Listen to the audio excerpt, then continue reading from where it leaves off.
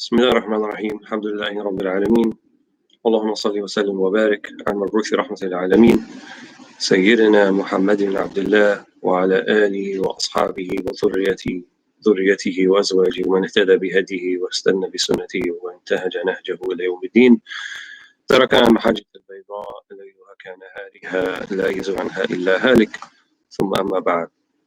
So alhamdulillah, we're continuing to read from the 62 discourses of Sayyidina Shaykh al-Allama al-Fahama Muhyiddin Abd al-Qadir al-Jilani radiyallahu anhu, al-Kitab al-Musamma bil-Fath al-Rabbani wal-Qadir al-Rahmani, the divine revelation and the merciful one in particular has, I think, many very useful and beautiful things that the Shaykh says. So I was hoping actually we're probably going to try to read most of it, inshallah ta'ala. So we'll begin right from the top, where he says, رضي الله عنه: من أراد أن يحصل له الرضا بقضاء الله عز وجل فليدم ذكر الموت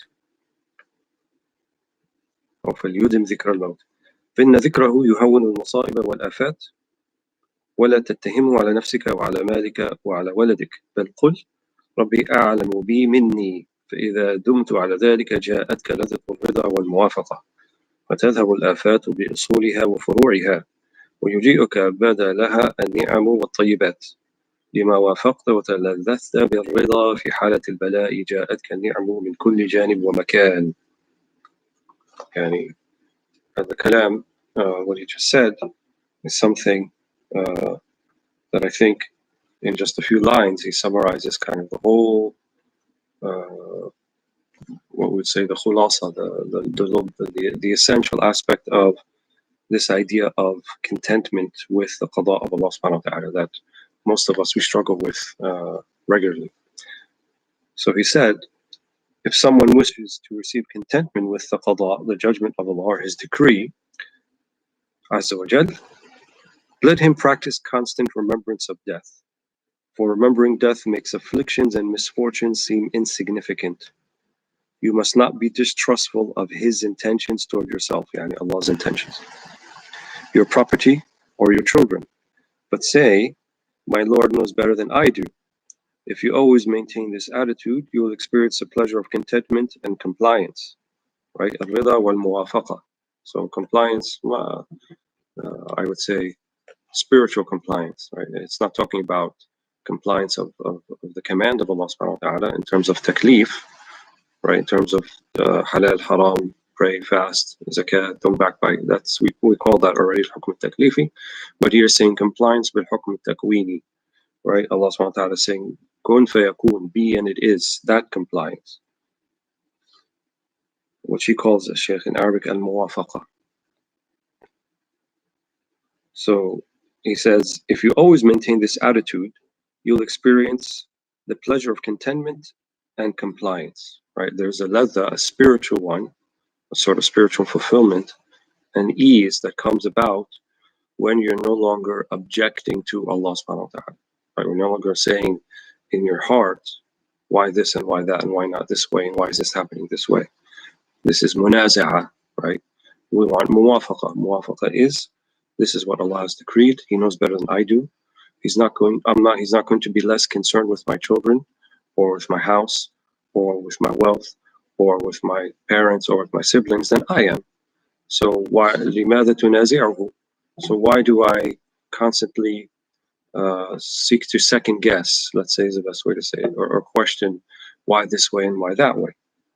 So he says, if you do this, you will experience the pleasure of contentment and compliance. So dhikr al-maut, right? So the remembrance of death, he says, because it makes afflictions and misfortune seem insignificant. So whatever you're going to go through, eventually it's all going to be gone. We're all going to die one day anyway. And at that point, all of these little things that kind of we were hung up on and that were causing us this kind of mental and spiritual distress will seem so insignificant. And our trepidation about it, anxiety about it will feel very, very misplaced. And we'll know that certainly in the grave. But the Shaykh, through his words, what he's trying to convey to us is you can feel that way now. You don't have to wait till you get to the grave. You can see how insignificant it is and how trivial it is if you live it, if you make istihdar, if you remember it. So if you always maintain this attitude, you will experience the pleasure of contentment and compliance. Misfortunes will depart, root and branch. What a beautiful way to say that, right? Al-usul wal-furu'a.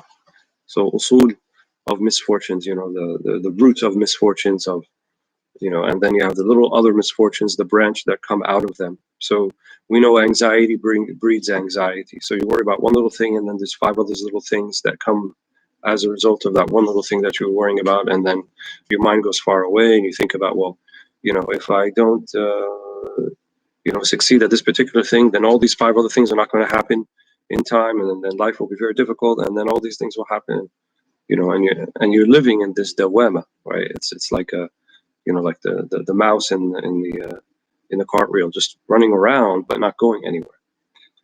So اترك الكون للمكون, as Ibn Ata'illah says, and leave the kawn, leave the creation, those things, and go to the ones who's making them as they are, namely al-mukawwin, the one who's letting them be, and then they become, and then they remain, and then they diminish, and then they go away, all because of the command of kun fayakun. So he has له المحو والإثبات, right? He can erase things and he can confirm things. Allah subhanahu wa ta'ala. Misfortunes will depart, root and branch, and in their place you will receive blessings and delights. When you are compliant and happily content in conditions of adversity, blessings will come to you from all sides and from everywhere.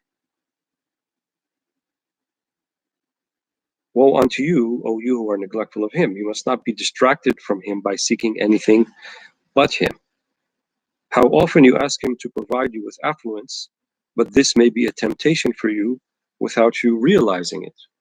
Right? You want things to be easy, and you want wealth, and you want money, and you want property, and you want things to go smoothly, and what we consider to be signs of success. You may ask for all those things. But he said here, how often you ask him to provide you with affluence, but this may be a temptation for you without you realizing it. You do not know the good in anything, so keep silent, conform, and ask him to grant you contentment with his actions, with his af'al, and gratitude under all circumstances.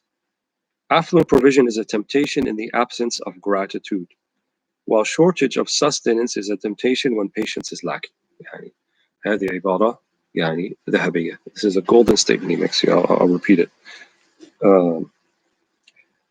Affluent provision is a temptation, it's a fitna, in the absence of gratitude. So having affluence is not necessarily ni'mah, it's not a blessing. The blessing is if you can be thankful for it, if you can show gratitude for it. If you cannot, or you don't have that, it's not a blessing anymore for you. Then it becomes al-fitna. Then it becomes a temptation or a test. And he says, well, shortage of sustenance is a temptation when patience is lacking. So the shortage of it, or what you consider to be the shortage of your sustenance, of or lack of affluence, will be a fitna for you if you're not patient with it. If you are patient with it, you have sabr, then it becomes a ni'mah. So it's not about what you have or what you don't have, it's about how do you treat that which you do have or don't have, in terms of what Allah assigns you, what He decrees for you. Right? How do you contend with that guest? We use the parable of the guest house of Mawlana Rumi. Here is the guest of difficulty, here's the guest of ease. How do you treat that guest? Well, each guest has to be treated in the proper way according to the disposition of that guest. So you have the guest of affluence, then treat it properly by showing gratitude. You have the guest of adversity and difficulty coming your way, then also treat it properly by showing forbearance and patience. That's why he said, you do not know the good in anything, so keep silent, conform, and ask you to grant you contentment. That's why the adab al-du'a, the adab of supplication, with things that we don't know their ma'alat, things that we don't know whether they're going to be good for us or bad for us, then we do it in a way that's mufawwid al-amr ila Allah. So tafweed means we leave the answer up to Allah subhanahu wa ta'ala. And we do it in the form of istikhara, seeking the good of it. So we're not asking for that thing in particular. We're asking for that thing if it's good for us. That should be the way we see it. So whether you move to this particular place or take this particular job or whatever it might be, seek the good of it. In things that are qurab, right, and things that the Sharia has assigned as ways of getting closer to Allah subhanahu wa ta'ala, then we ask for them that Allah helps us to fulfill them. So you want to go to Hajj, then go to Hajj when you have the means and go. If you want to, we don't make istikhara about whether we should pray the 5 prayers or not. Because Allah subhanahu wa ta'ala has already told us this is good. This is what I command of you. So anything that Allah subhanahu wa ta'ala commands from us is always going to be good. So it's redundant to say, oh Allah, make this easy for me, it's good. Let me do the 5 prayers if it's good for me. Hada abath, right? Nobody does that. That's not, kind of nonsensical to do that. But in terms of things we don't know what it's good for us or not, because it's min ilm al-ghayb, right? It's from the world of the unseen, then the etiquette, the adab, is to let Allah subhanahu wa ta'ala determine that for us.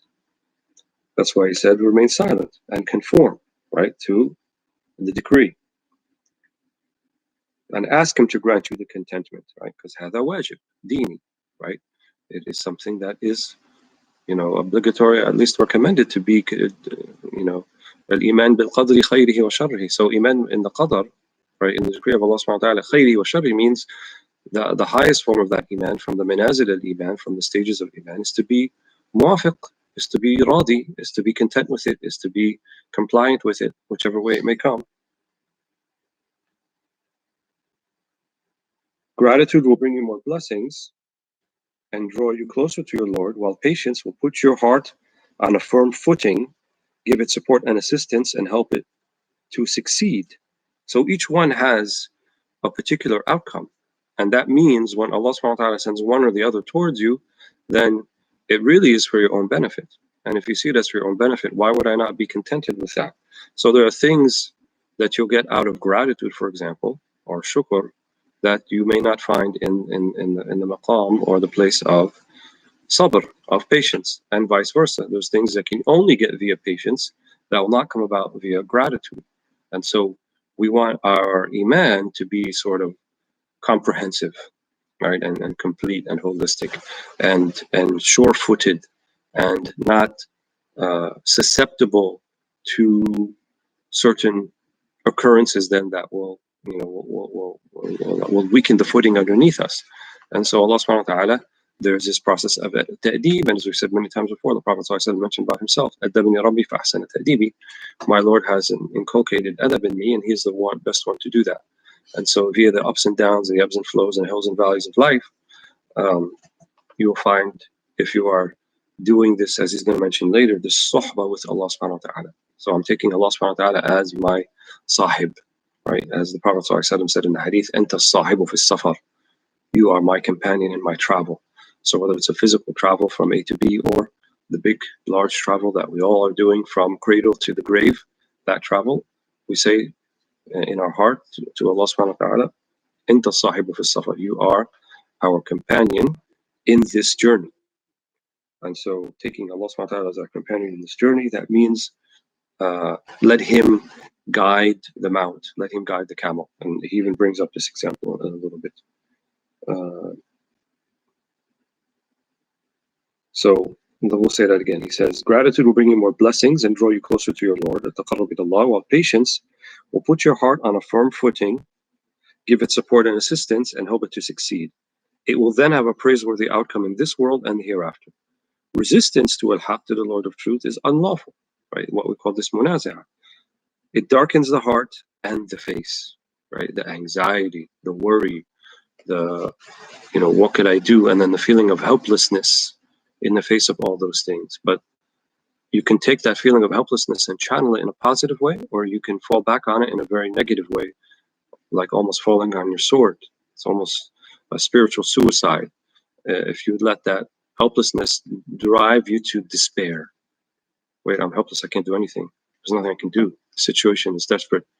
All is lost. Or you can say, Subhanallah, I'm helpless and I am faqir, but Allah subhanahu wa ta'ala huwa al-ghani, and Allah subhanahu wa ta'ala huwa al-qawi, wa Allah subhanahu wa ta'ala huwa al-mateen, wa fa'alu lima yurid. He's all those things that I'm not. And so I should then grab on to habdullah al-mateen, right? The strong rope of Allah subhanahu wa ta'ala to lift me out of and avoid this situation of despair.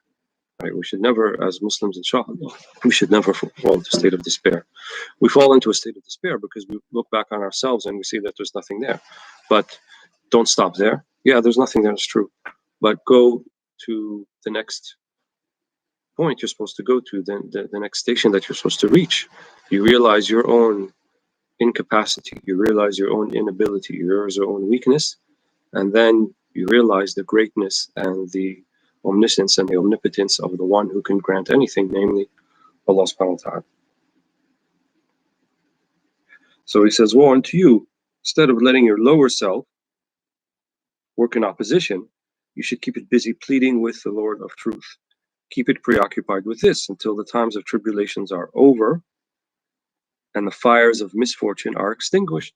So Allah is giving you tribulation because He wants you to go back to Him. So go back to Him, plead with Him.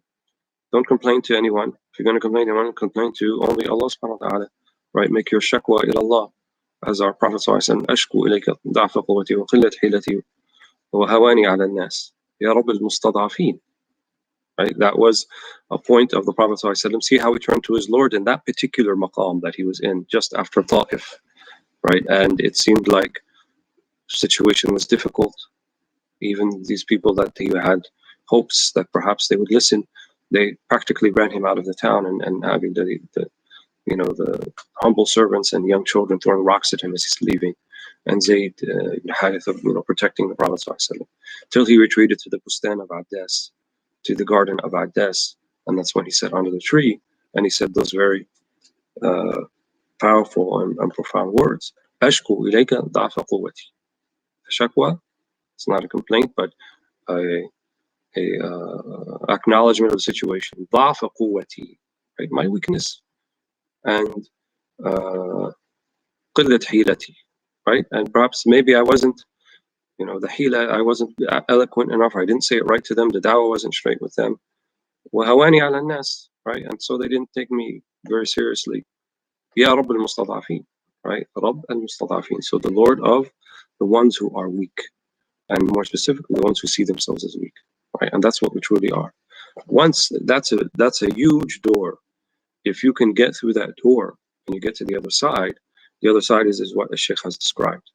There will be ease and facilitation and ladha and spiritual comfort and contentment and no more trepidation or anxiety, but you feel, they say, the coolness of Allah's decree. So whether it's something that is khair or something that is shar, something that is easy, something that's difficult, you can choose to make it into a fitna or you make it into a ni'mah. النعمة ما تجمعك على الله والفتنة ما تفرقك. That's what they said. The ni'mah is the thing that brings you, right? Literally the words يجمعك, يعني brings all of you to Allah subhanahu wa ta'ala. So your aql, your ruh, your sir, your spirit, your nafs, your limbs, brings you all into with Allah subhanahu wa ta'ala. والفتنة تفرقك تشتتك. And the fitna is the opposite. The trial, the temptation, the tribulation is that which تفرق وتشتت, right? It splits you up. It has you going in all different directions. It have you, oscillating between, thinking this thing and thinking that thing, and not sure of yourself and not sure of your iman, and think all is lost. And this is exactly where Shaitan wants to have you slip, and then he gets you into the point of desperation. But it doesn't matter the outside circumstance, whether something of ease or something of bliss or of affluence or whatever it might be. Make it a ni'mah by treating the guest properly. So give it sabr when sabr is needed, patience when patience is needed, gratitude, shukr when it's needed as well.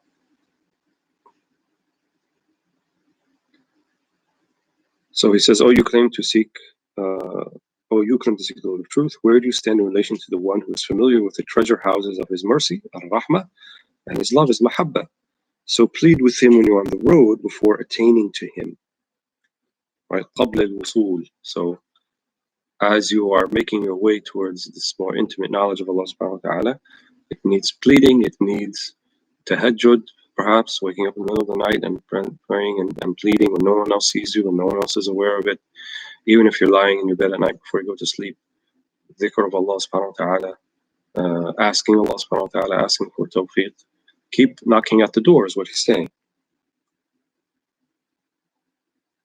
So when you are perplexed, he says, "O guide of the perplexed, guide me."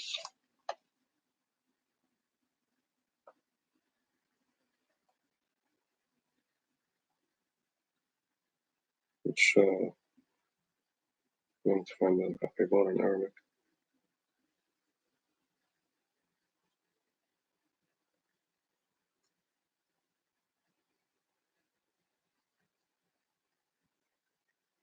المهم,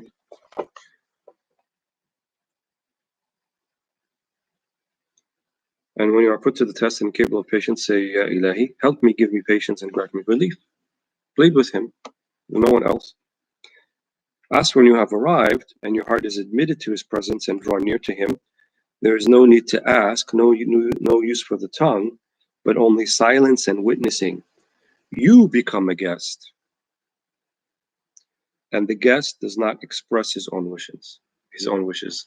Here is a different maqam that the Shaykh is talking about. So he's talking about maqam al-salik or al-murid. So as you're making your way along, plead with him, ask him if you feel trepidation, anxiety in your heart, ask Allah subhanahu wa ta'ala, and do so with your tongue and do so with your heart. But he says, when you have arrived and your heart is admitted to his presence, al-hadra al-ilahiyya, and draw near to him, then there is no need to ask, no use for the tongue, but only silence and witnessing. As Ibn Atta said, ربما دلهم الأدب على عدم السؤال. Perhaps the adab that they feel in the heart at the time, the particular place they're in, tells them not to ask, right?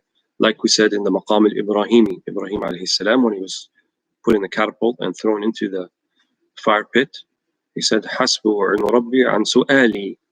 It's enough, my Lord knows my situation, that I don't need to ask, right? Because there's a thiqah, there's a confidence and a trust in Allah subhanahu wa ta'ala. Well, it's not like he's unaware of what's going on. He sees what's going on. So I should not be asking him to remind him. So whether you're a salik or a arif, you don't ask Allah subhanahu wa ta'ala to remind him, oh, by the way, did you notice that, I lost my job last week and my unemployment benefits didn't come in, and I keep asking for that to be forthcoming. Ask, yes, but forthcoming and in a way so that you can realize your incapacity with the one who is capable. Not because you think you are reminding him. This then becomes a tuhma. It's like you're accusing Allah subhanahu wa ta'ala. That's why they said some of them, رُبَّمَا دَلَّهُمُ الْأَدَبَ عَلَى تَرْكِ السُّؤَالِ. Sometimes the maqam therein will say, I don't have to ask. Sometimes it's sukut, silence, and mushahada, right? And this is of the maqamat of the arifin. It is of the maqamat of the arifin, not the only one. Some they will make dua. Our Prophet ﷺ obviously made dua, and he made dua fervently. وَلَكِنْ هُوَ كَانَ مُشَرِّعًا, right? He's also showing people the thing to do. But sometimes the internal state of the heart tells you that I know Allah sees me. Not I know, I taste Allah seeing me. I see Allah seeing me. So the muraqabah means you see Allah, that you see Allah seeing you. And so you feel like I don't need to ask, I need to witness. And I need to let this thing run its course, whatever it might be. And then Allah subhanahu wa ta'ala will decide to lift it when the time is right for me, right? It's not like I'm inconveniencing Allah subhanahu wa ta'ala. He doesn't get anything out of it. It's for my benefit. So then he says, you become a guest. And the guest does not express his own wishes. He behaves with good manners, eats what he is afforded, and accepts what he is given unless he is told to say what he would like, in which case he makes his wishes known in obedience to an order, not of his own volition. Asking is appropriate when one is at a distance, and silence when one is near. Right? When you're close to the hadra, the presence of God, and you're feeling it, you're witnessing, then you'll feel that the asking in a way, like as we said earlier, to remind Allah, to kind of still your heart, is somewhat redundant because your heart is already still. Allah has made your heart still, and you see yourself as a guest. And we are guests of Allah. We are due for Rahman. Who's the one who brought us here? Who's the one who put us in this world?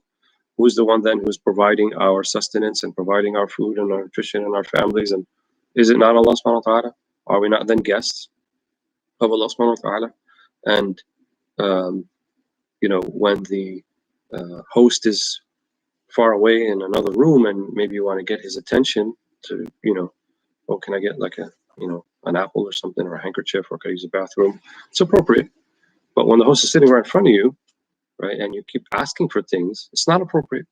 And that's what he's saying. So If I am close to the hadra, then it's not appropriate for me to keep asking in that particular manner. So don't misunderstand and think that dua is not applicable. Dua is always applicable, right? وَالدُّعَاءُ مُخُ الْعِبَادَةِ. But he's saying the way that you're asking, the manner by which you're asking.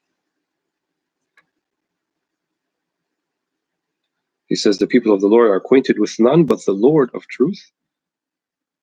Influential people, arbab, have lost all connection with them, and material concerns, asbab, have been discarded from their hearts. Even if they are deprived of food and drink for days or months, they do not care and remain unaffected because al-haq is their sustainer, or al-mughadhi, right? He provides the ghidha, he provides the sustenance, and he gives them whatever nourishment he wishes. If someone claims to love Allah, then seeks from him something other than himself, he is lying about his love for him. هذا حق. If you really love Allah subhanahu wa ta'ala, but you're asking for something other than Allah, so you only love Allah because of things He can give to you? Because He can take care of your needs and He can lift your trial and tribulation? Is that the source of love? What if we were to express our love that way to someone, another human being, in that way?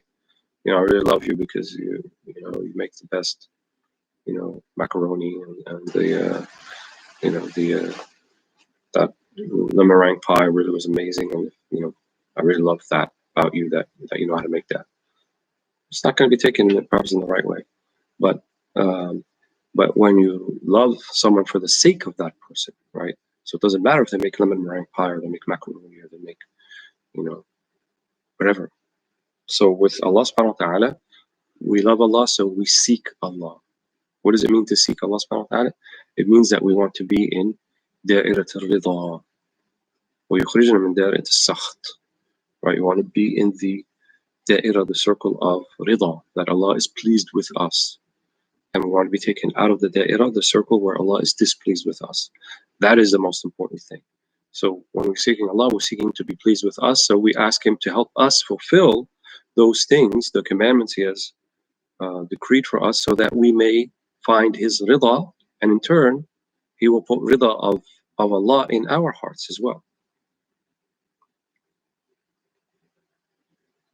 So he says, as for one who has come to be loved, is mahbub, who has arrived as a guest and been drawn near, he is told, ask, express your desires, and say what you wish you to have, for you are empowered. The lover, the muhib, is constrained, while the beloved, the mahbub, is at ease. Right? And we've talked about maqam al-mahabba wa maqam al-mahbubiyya. So it's one thing to be the one who is loving and seeking, and it's quite a whole other thing altogether to be the one who is loved, to be is mahbub. And the one who is mahbub, right, realizes that there's nothing that they can hold against Allah subhanahu wa ta'ala. There's no tasqut tuham. Someone who is a muhib may be like, okay, how come I love you so much, but why didn't you do this and why didn't you do that? You kind of dash my hopes. هذا مقام المحب, right? The lover who's seeking some sort of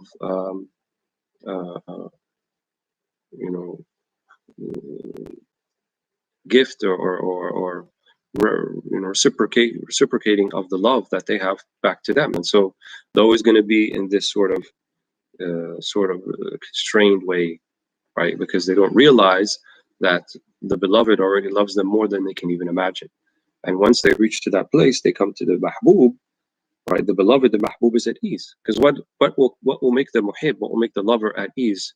Knowing that the object of their love or the subject of their love loves them. That's all that they want. And as long as they're unsure about that, they're uncertain about that, they will keep reaching for it and searching for it. Once they know that they are loved and they become the mahbub, then there is an ease.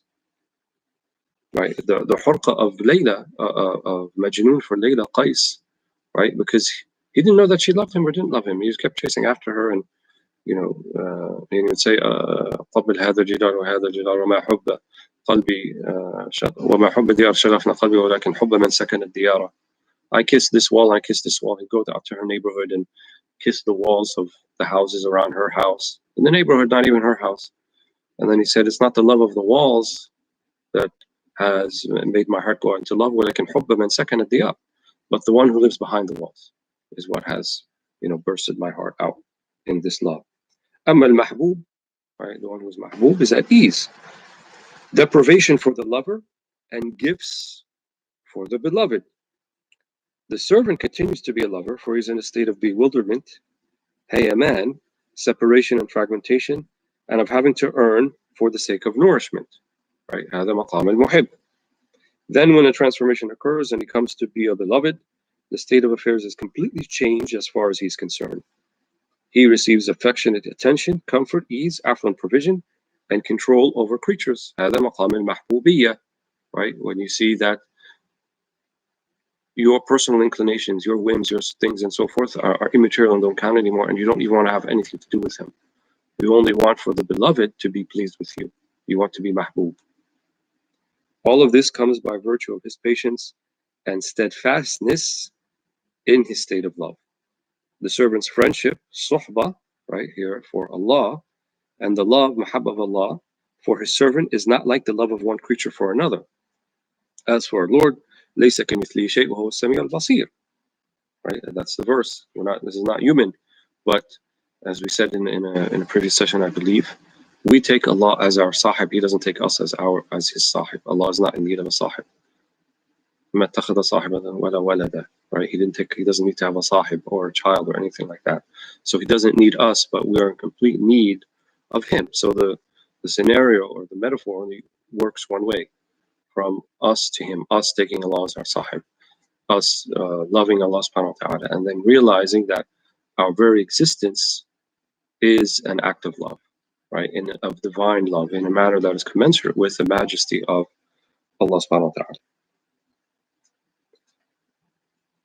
So in the remaining time, we don't have a lot of time, but the Shaykh here gives quite I think an incredible use of describing the staff of Musa, of Moses alayhi salam, and how it relates to what we're talking about. So we'll just try to read through that.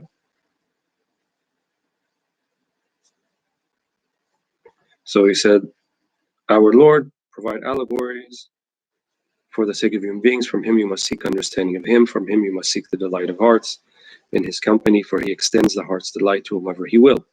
He multiplies the sustenance of hearts from whoever he will. The heart of one of these people, of Ahlillah, embraces all the inhabitants of the heavens and the earth. His heart comes to resemble the staff of Moses, of Musa alayhi salam. The staff of Musa, or Moses, started out as wisdom, hikmah. Then it became power, qudra. He used to carry his traveling provisions when he could not carry them himself, would protect him from harm while he was sitting or asleep. It would produce all kinds of fruit for him and provide him with shade while he was resting. Right? Fruits in the sense like he had many uses. And the verse that he mentions just a few lines down, وَمَا تِلْكَ بِيَمِينِكَ يَا مُوسَى قَالَ هِيَ عَصَايَ أَتَوَكَّأُ عَلَيْهَا وَأُشْعِلُ بِهَا عَلَى الْغَنَمِ وَلِيَ فِيهَا مَآرِبُ أُخْرَى قَالَ أَلْقِهَا يَا مُوسَى. After. So he said, what is that in your right hand, Moses? He said, this is my staff in which I lean, which I beat down branches for my sheep, and which I find other uses, the staff of Moses. So al-hikmah means it has many uses.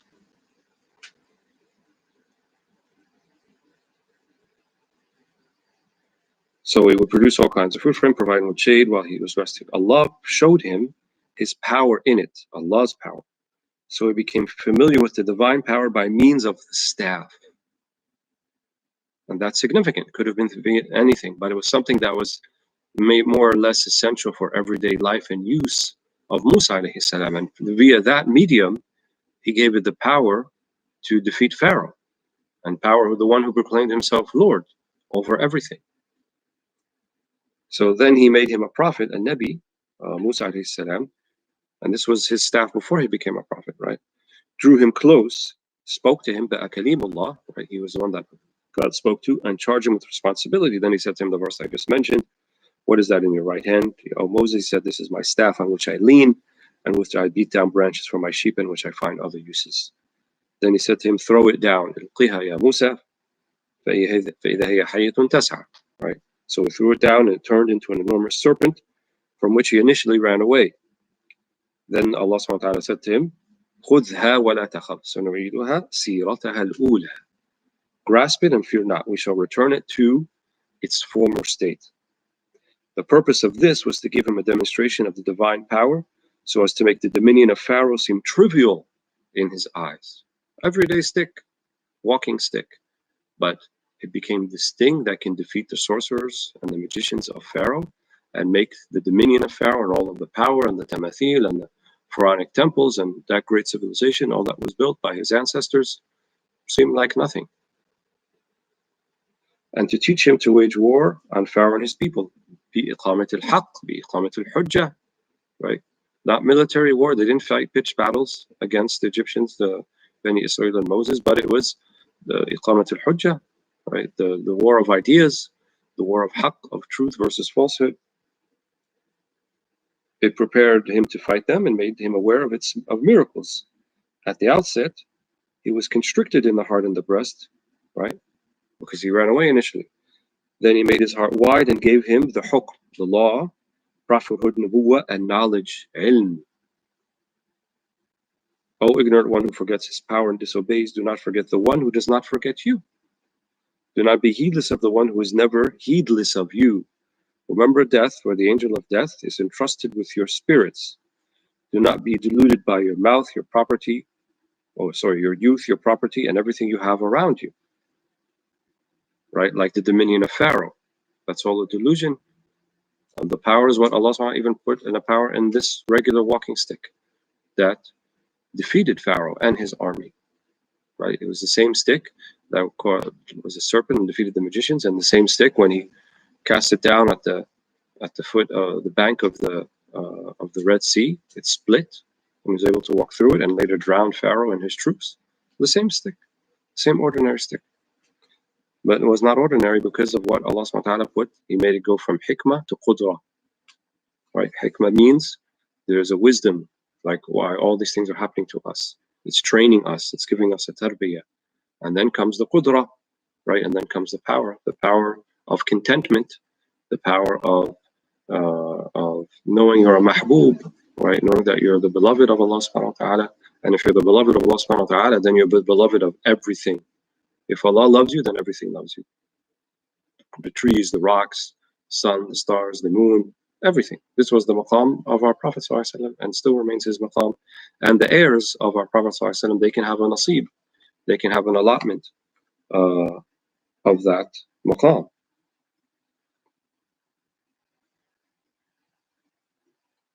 And there's just so much in this particular majlis, but we're just about out of time. So I'm just going to read maybe one last thing here.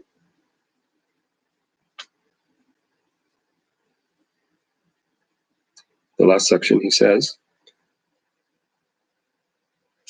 this path is not traveled in company with the lower self, the nafs, and the passions, the hawa, but rather with the rule of law, the hukum, the sharia, and the practice thereof, which is the tariqah, and the embodiment of one's power and strength, patient endurance, the acceptance of submissive obedience, al-istislam, lil-hukm al-takwini, to when Allah says kun fayakun, and resignation, the forsaking of haste, and the adoption of a steady pace. This is not something you can get in a hurry. It requires proper preparations, right? Al-hibal, wal-rihal, rope and camel saddles is the metaphor, like you have to roll up your sleeves. Patience, effort and striving, and now that you have the companionship of one of the kings of knowledge, muluk al-ma'rifah, to guide you, instruct you and relieve you of your burden. Right? That's why we have to have good sohbah, who will show us how to have good sohbah with Allah subhanahu wa ta'ala. You must walk in his train, then when you're exhausted, he will give orders for you to be carried or let you ride behind him. If you are a lover, a muhib, he will let you ride behind him. If you are a beloved, a mahbub, he will mount you in his saddle while he rides behind you. Right? That's a metaphor. So when you become the mahbub, then you see the ahkam of Allah running through you. When you're the muhib and you are seeking, right, you will feel that you have to seek and you have to kind of steer it yourself, but you're unable to steer it. But when you become the mahbub, then you are sitting in the saddle and he rides behind you. So the power of the hukum and the qudra and the qada, you feel is with you. So you feel decisions are decisions based upon something that your sir, or your innermost being says to you, that says to your heart. your qalb, right? And then communicates that to your aql and your nafs and your limbs. And so everything then becomes in conformance with the divine decree and the divine command. Anyone who has tasted this will know it from experience. To be in the company of truly competent people, Ahlul Ahliyah, is a blessing, a ni'mah, while being with liars and hypocrites is a curse or a niqmah. And as we've said and we've emphasized many times, as-sohbah, as-sohbah, as-sohbah. Having good companionship, making best use of one's time, fulfilling the commands of Allah subhanahu wa ta'ala, avoiding his prohibitions, and training oneself to accepting and acquiescing to the decree of God in both good and bad, in both khair and shar, in both ease and in difficulty, in both affluence and in poverty. You will find then on the other side of that, inshallah, you'll find al-rida wal-mahbubiyya, as the Shaykh has said, you'll find contentment and know that you're the object of the love, and then hence you are beloved. Alhamdulillah Rabbil Alameen.